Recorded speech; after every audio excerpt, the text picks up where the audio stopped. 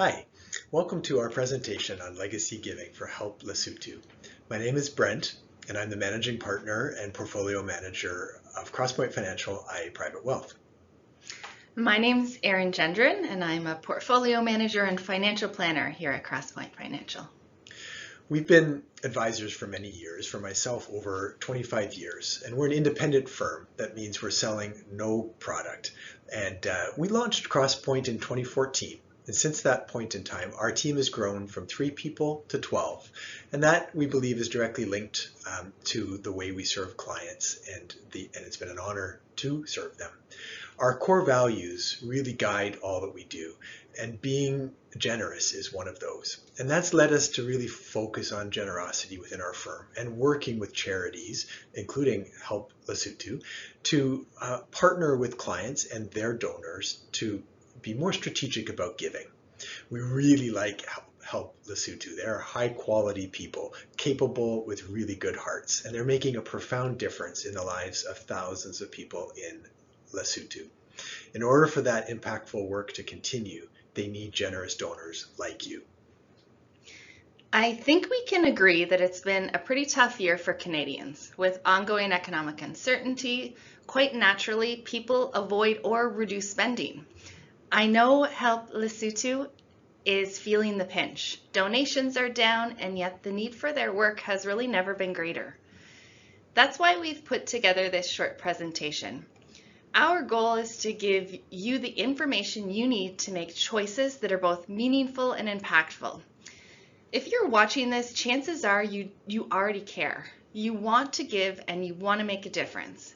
We believe that together we can create a bit of a win-win, a way for you to support a life-changing cause and potentially save money while you're doing it. So let's get started. To get started, here's a general overview of 2 main ways to build giving into your financial plan. You can give now or you can give later. Giving now might mean cash, donating stock, setting up a donor-advised fund, or using your RIF withdrawals, or paying insurance premiums on a policy where the charity is a beneficiary.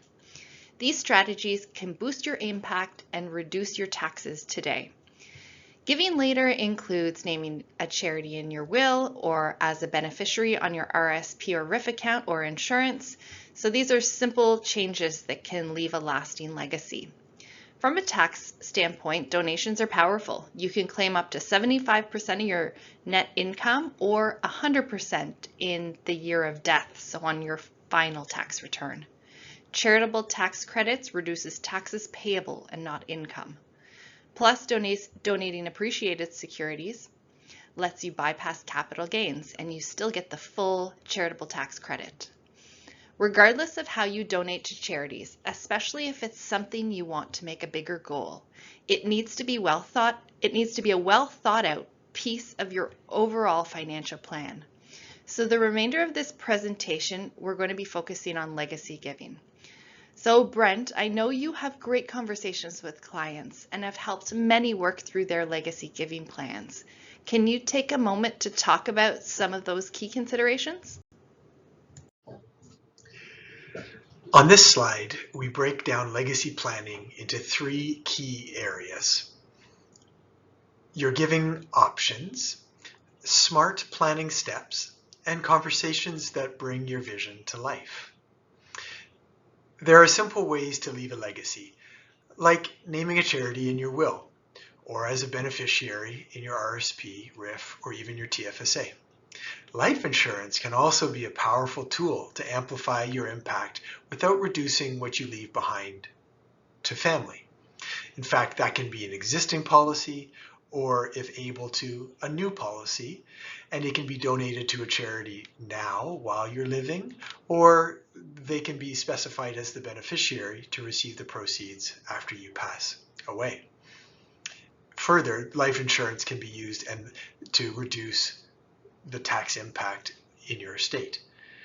Now, you should consider a few things. Really, you should be reviewing your will and beneficiary designations regularly to ensure that you know how the actual dollar values will flow after you pass. Don't overlook the tax side. Charitable gifts can help offset estate taxes and often can be structured to simply reduce the amount going to government and not to your loved ones. I picture this like a pie, a piece of pie, where one piece is being reduced, the taxation, but the loved ones don't actually get all that much left. And that's what we're hoping we can quantify for you with some financial number crunching. It's also important, we've learned, to communicate about these matters. Don't leave them to be a surprise to your family or your executor. Share your intentions, involve loved ones, and consider crafting a simple family giving mission. This can help continue your legacy during your lifetime and after.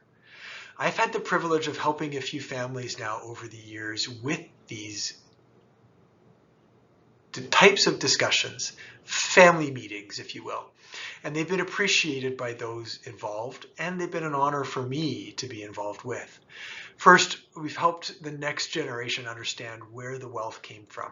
And then we talk about the family's philosophy around money and what their giving strategies have been and what they could be going forward.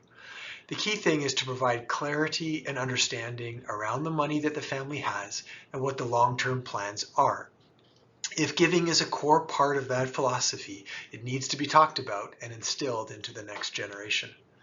Legacy giving doesn't need to be complicated, but it does need to be intentional. One of the best ways to understand the true impact of strategic giving is to walk through an example. This example helps illustrate some of the planning tools we use. On this slide is a tool we use for a lot of clients. It's our estate planning flowchart. This shows clients the long-term implications of their decisions. These kind of visuals often lead to a more informed and confident choice. I'm getting into the weeds with this slide, but please bear with me and I'll explain. Using conservative assumptions and standard financial planning practices, we've projected out what the assets would look like for the final death of a couple. A lot of assumptions are made here, but this is what the final estate at age 85 may look like based on what we know about their lifestyle needs and their current asset mix. This first example is assuming no charitable considerations are given to their estate plan.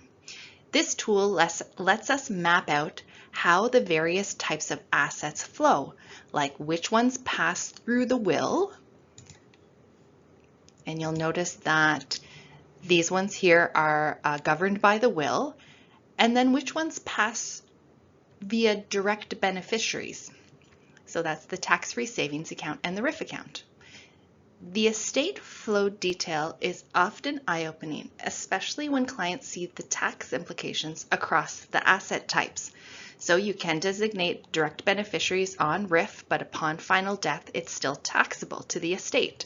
So you'll see estimated taxes, those assets that are governed by the will, and then those assets that are governed via direct beneficiaries. This couple is an example. This couple in the examples, they're very charitable minded. They give generously out of their cash flow each and every year, but they've not given all that much consideration to their estate. Working through this tool with them, they realize two things. Wow, they didn't realize how much they're going to pay in taxes. So that's estimated here. And also, they want to leave a legacy to their 4 children.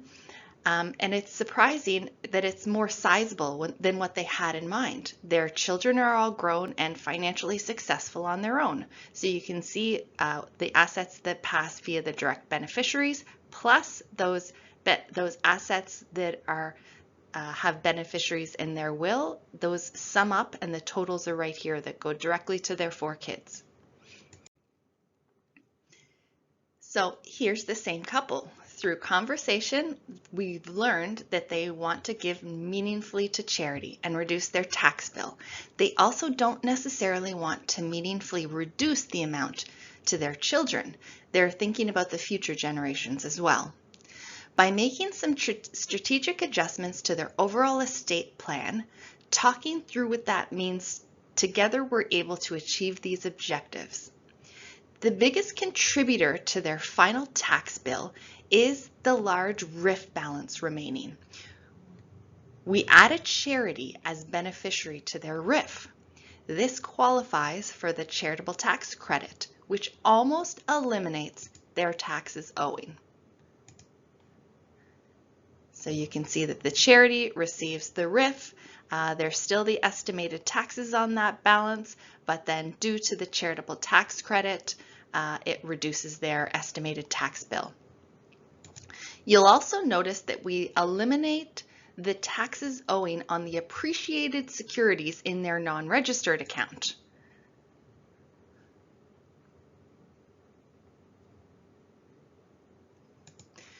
Within their will, they added a section that grants the executor discretion to donate appreciated securities. The clause needs to have a clear intent, a specific value, and mention the flexibility to donate in kind if it's advantageous to do so. In this example, we also added a permanent life insurance policy. A joint last to die is payable upon final death. The purpose of this policy is to enhance the estate to the beneficiaries. In this example, you notice that the RIF balance is quite a bit lower. It's $100,000 lower. Not that I'm saying that that's the premiums for the insurance policy, but we're being very conservative in our assumptions, and we're assuming additional income is needed to pay the premiums for the life insurance policy.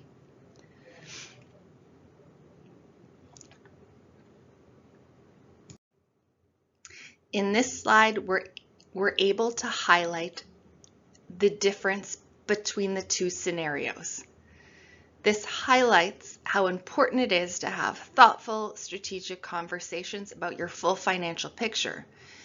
You really don't see the full impact of your decisions until you analyze how everything fits together: your income, your giving, your taxes, and your estate. In both scenarios shown here, the clients have already met their key goals. They've enjoyed a sustainable income throughout their retirement. They've given generously during their lifetime. They've supported family members along the way and created a meaningful legacy. But option 2 shows the power of planning. By making a few strategic giving choices, particularly around their registered assets, they're able to reduce their taxes and increase the amount they give to charity, and still generously give to loved ones. That said, every plan is unique. In this example, the clients have a significant registered asset, so this strategy had a big impact. If most of the estate was non-registered, the results would look different. That's why custom planning matters so much. That was really great, Erin. This brings us to the end of our presentation. To better support Help Lesotho, we are offering those interested in a complimentary and confidential review of your estate plan. We'll map out how your assets will flow through your estate and how charitable giving could have an impact on the estate and also the charities you love to support. Maybe you just have a question pertaining to your unique situation, and if so, please use us as a resource and don't hesitate to reach out. Thank you for taking the time to watch this presentation.